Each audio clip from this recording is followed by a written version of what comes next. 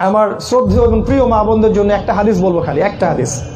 সেটা হলো যে আমাদের নবী সাল্লাল্লাহু আলাইহি ওয়াসাল্লাম বলেছেন, প্রিয় মা, প্রিয় বোন, এখানে যাদের স্ত্রীরা আছেন, মেয়েরা আছেন, তাদের উদ্দেশ্যে বলছি যে একটা হাদিসের উপর যদি আপনারা আমল করতে পারেন, আল্লাহর রাসূল সাল্লাল্লাহু আলাইহি ওয়াসাল্লাম বলেছেন জান্নাতের যে কোনো দরজা দিয়ে ইচ্ছা সেই মেয়ে প্রবেশ করতে পারবে ইনশাআল্লাহ তাআলা।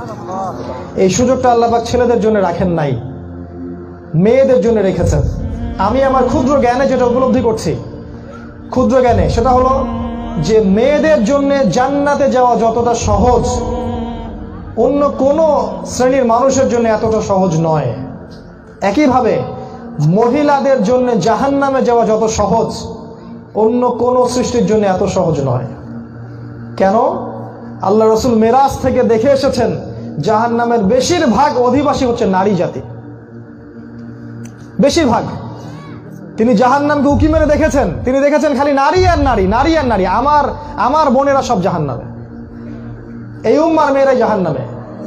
কারণ এই উম্মার মধ্যে মেয়েদেরকে নিয়ে এমন কিছু করা হবে, মেয়েরা ভালো করে শোনেন, উম্মতে মুহাম্মাদির ক্ষেত্রে মেয়েদের সাথে এমন কিছু করা হবে এই দুনিয়াতে যাতে মেয়েরা পর্দায় থাকতে না পারে, মেয়েরা স্বামীর আনুগত্য করতে না পারে, মেয়েরা 5 ওয়াক্ত নামাজ ঠিক মতো পড়তে না পারে, যাকাত দিতে না পারে, রোজা রাখতে না পারে, ইসলামের বেসিক জ্ঞান যেন তারা অর্জন করতে না পারে, এমন কিছু একটা মেয়েদের সাথে করা হবে এই জামানায়। সেটা কি হয়েছে? সেটার নাম কি? তার নাম হচ্ছে নারীবাদ, ফেমিনিস্ট রেভলিউশন। নারী অগ্রযাত্রা, উন্নয়ন ইত্যাদি কথা দিয়ে মেয়েদেরকে আজকে তারা স্বার্থবাদী এক মহল মেয়েদেরকে আজকে পণ্য বানিয়েছে। আল্লাহর রাসূল বলেছেন আমি দেখে এসেছি জাহান্নামে। আপনি কি রাসূলুল্লাহ সাল্লাল্লাহু আলাইহি ওয়াসাল্লামের কথাকে মূল্যায়ন করেন না? আপনার নবী জাহান্নামে দেখে এসেছেন যে আপনি সেখানে জ্বলছেন, সেখানে আপনার রূহ ওখানে পড়ে আছে। আল্লাহর রাসূল বলছেন আমি জাহান্নামে দেখে এসেছি, সেখানে বেশিরভাগ অধিবাসী নারী। এই হাদিস থেকে আমাদের মায়েরা শোনে, কখনো চিন্তা করে, উপলব্ধি করে কেন আমি ওখানে যাব? কারণটা কি? কারণটা হচ্ছে এমন কিছু একটা আমার সাথে হবে এই যুগে যার ফলে আমি ইসলামে থাকতে পারবো না, আমি ঠিক মতো পর্দাটুকুই করতে পারবো না। এই নারীবাদ এবং ফ্যামিলিস্ট রেভলিউশনের মাধ্যমে মেয়েদেরকে আজকে সমানে বেপর্দা করে রাস্তায় নামানো হয়েছে। পর্দা যে কি জিনিস ওরা সেটা বোঝেই না। পর্দা আবার কি? এটা পিছিয়ে পড়া। আমরা তো জয়িতা, আমরা এগিয়ে যাব, উন্নতি, অগ্রগতি, প্রগতি স্লোগান দিয়ে দিয়ে আজকে মেয়ে আর ছেলেকে কাউন্টার দেওয়া হচ্ছে, মানে মেয়ে ছেলে প্রতিদ্বন্দ্বী। আল্লাহ পাক বলছেন এরা একে অপরের সহযোগী, এরা বলছে এরা প্রতিদ্বন্দ্বী। ছেলে পারলে আমি কেন পারবো না? ব্যাপারটা অনেকটা এরকম চিন্তা এখন। এর পিছনে আপনারাও দায়ী, কারণ ইসলামে নারীর যে অধিকার, সে অধিকারটুকু আমরা ওদেরকে দিতে পারি নাই। তো এটাই বাস্তবতা। ইসলামে মেয়েদের যে অধিকারটা আছে এটা আপনি আমি দিতে পারি নাই তো ওদেরকে। আপনি তো চিল্লা দিয়ে বেড়াচ্ছেন, মেয়ের সম্পত্তি দিচ্ছেন না। আপনি হজমরা করছেন, আপনি বোনের সম্পত্তি দিচ্ছেন না। মেয়েদের শিক্ষার জন্য কোনো মাদ্রাসা ভালো করতে পারছেন না, কোনো শিক্ষা ব্যবস্থাই নাই। ওরা কোথায় দিন শিখবে কোনো ফিকিরই নাই। বরং ইভেন মসজিদ পর্যন্ত যাওয়া আমরা নিষেধ করে দিয়েছি।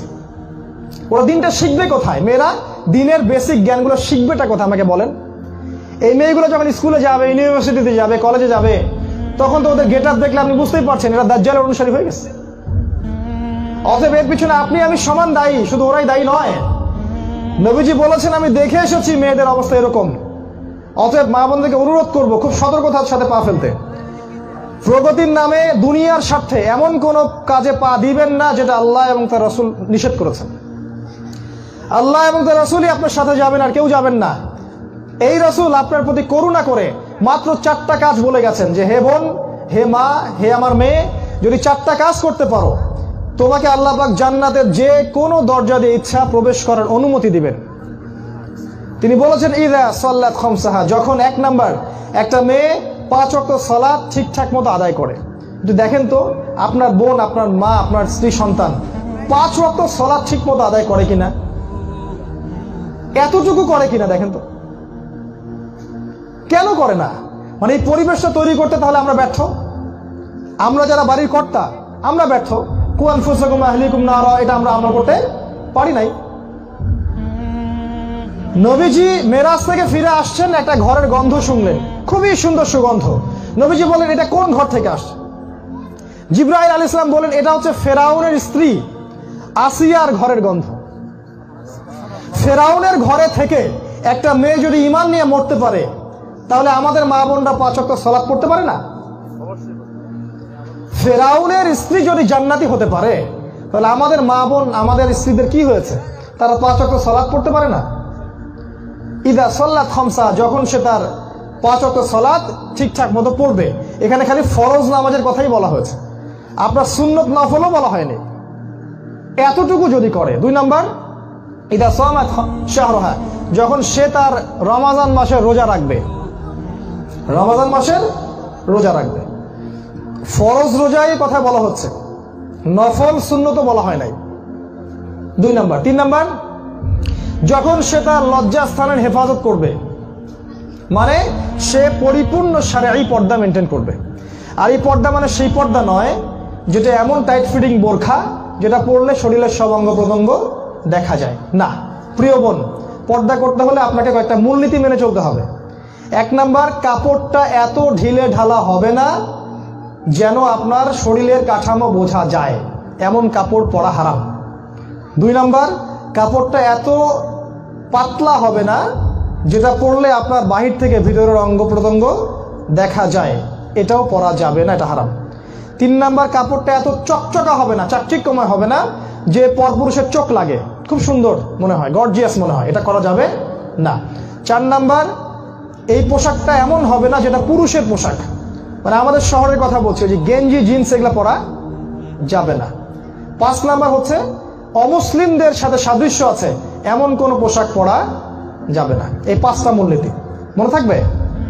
পোশাকটা এমন হবে না যেটা এত আঁটোসাঁটো যাতে শরীরের কাঠামো বোঝা যায়, এত পাতলা হবে না যে অঙ্গ দেখা যায়। অমুসলিমদের পোশাক পরা যাবে না, পুরুষের পোশাক পরা যাবে না, এবং অতি চাকচিক্যময় পোশাক পরা যাবে না। এই মূলনীতি মেনটেন করে আপনারা যদি পোশাক পরতে পারেন, তাহলে ইনশাল্লাহ পর্দা হয়ে যাবে। এটা পরার পরেও যদি পরপুরুষের সাথে আপনার মিষ্টি মিষ্টি কথা হয়, তাহলে এটাও কেটে গেল পর্দা। এটা পরার পরেও আপনি স্কুলে গিয়ে যদি স্যারের সাথে খুব সুন্দর মিষ্টি মিষ্টি ভাষায় কথা বলেন, আপনার পর্দা কেটে গেল। খাস পর্দা করার পরেও যদি বন্ধুদের সাথে গ্রুপ স্টাডিতে বসেন, গ্রুপ স্টাডি, তাহলে পর্দা কেটে গেল।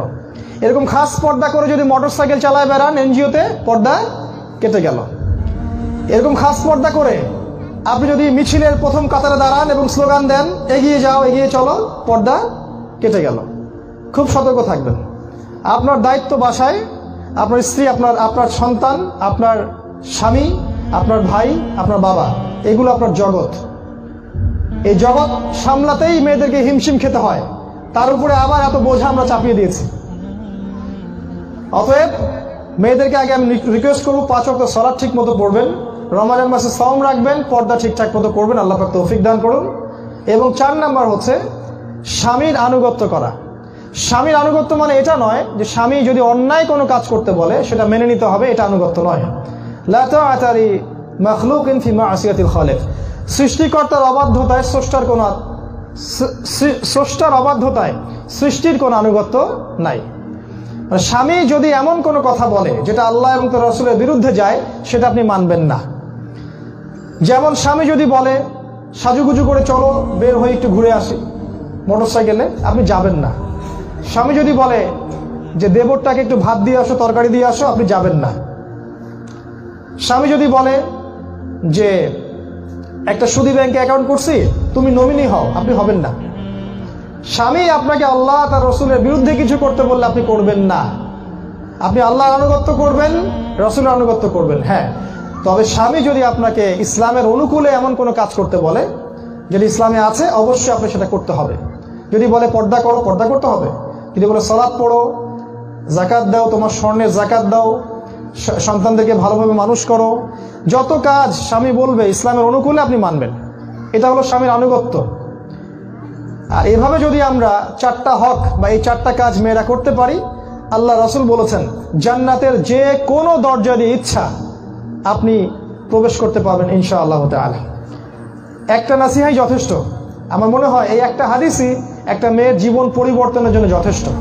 যখন এই হাদিসটা সাহাবায়ে কেরাম শুনেছেন, মহিলা সাহাবীরা, তখন তাদের মানে যার যা কিছু ছিল এগুলো সাদাকা করে জাহান্নাম থেকে বাঁচতে চেয়েছেন। যখন নবীজি বলেছেন জাহান্নামে বেশিরভাগ অধিবাসী হচ্ছে নারী, তারা সোনা দানা যা ছিল আল্লাহর পথে সাদাকা করে দিয়েছেন। আমরা বক্তব্য শেষ করার আগে এতটুকু অনুরোধ করব, আমরা প্রত্যেকে যেন আল কোরআন বিশুদ্ধ করে তেলাওয়াতটুকু করি, অর্থটা বুঝি। আজকে যে সূরাটাকে আমরা পড়লাম, সূরা আসর, এর মধ্যে যে 4টা গুণাবলী আছে, ঈমান, আমল সালেহ, হকের দাওয়াত এবং সবর, এগুলোর মধ্য দিয়ে আদর্শ ব্যক্তি, আদর্শ পরিবার ও সমাজ গঠন করার চেষ্টা করি। আল্লাহ পাক পরিবারের প্রত্যেকটা পিতাকে ইব্রাহিম আলাইহিস সালামের মতো কবুল করুন, আল্লাহুম্মা আমিন। প্রত্যেকটা মাকে আল্লাহ পাক হাজরা আলাইহিস সালামের মতো কবুল করুন, আমিন। প্রত্যেকটা সন্তান সন্ততিকে আল্লাহ রাব্বুল আলামিন ইসমাঈল আলাইহিস সালামের মতো কবুল করুন, আল্লাহুম্মা আমিন। আল্লাহ রাব্বুল আলামিন আমাদেরকে তৌফিক দান করুন যেন আগামী দিনগুলোতে ইসলামের যে মহাবিপ্লব, মহাবিজয় হতে যাচ্ছে, এই কাফেলায় আমরা শরীক হতে পারি এবং এখন থেকে সার্বিক প্রস্তুতি গ্রহণ করতে পারি।